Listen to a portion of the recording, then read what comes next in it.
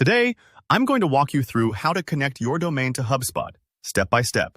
By the end of this tutorial, you'll have your website or email domain fully linked to HubSpot, which means your marketing tools and brand presence will work seamlessly together.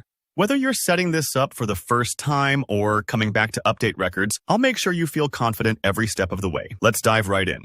Start by heading to your HubSpot dashboard and finding the settings icon. That's typically the little gear you'll spot in the upper corner. Go ahead and click on it. Now, instead of hunting around, use the search bar at the top and type in domain. This will quickly bring you to the domain settings without any extra clicks. Click on the domain option when it appears. Next, you'll see a button to connect a domain. This is where the magic begins. HubSpot will ask what type of domain you'd like to connect, whether it's for hosting your website or for email sending. Take a moment to select the one that fits your needs best. For most folks, it will be website hosting, but if you're setting up email campaigns, the process is similar. Now, HubSpot will ask for your actual domain name.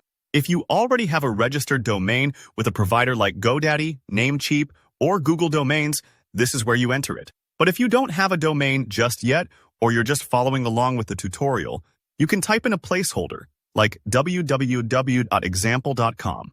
That way, you can still see how the process works. Click Next when you're ready, and you'll land on the redirect options. HubSpot does something handy here. It automatically sets up redirects from your www version to your root domain. This means if someone types in www.yourdomain.com, they'll end up at yourdomain.com, which improves your site's consistency and SEO.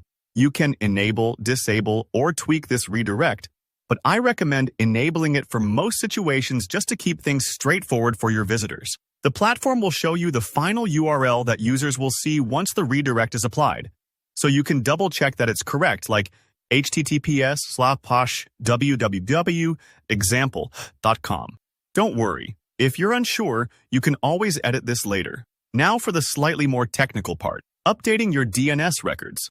Pause here and log into your domain provider, the company where you registered your domain name. Every provider looks a bit different, but you're looking for the DNS record settings section.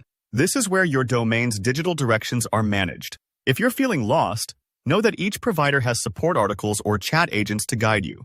Don't hesitate to use those resources. Once you've found your DNS settings, HubSpot will show you specific records you need to copy. These might be CNAME, A, or TXT records depending on your setup.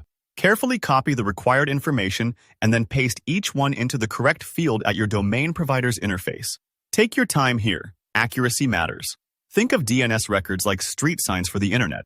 They direct everything to the right place. After you've entered these records, hit save or apply changes. It's good to keep in mind that DNS changes aren't instant. Sometimes updates take a few minutes, other times they can take a few hours. HubSpot will estimate how long you might need to wait.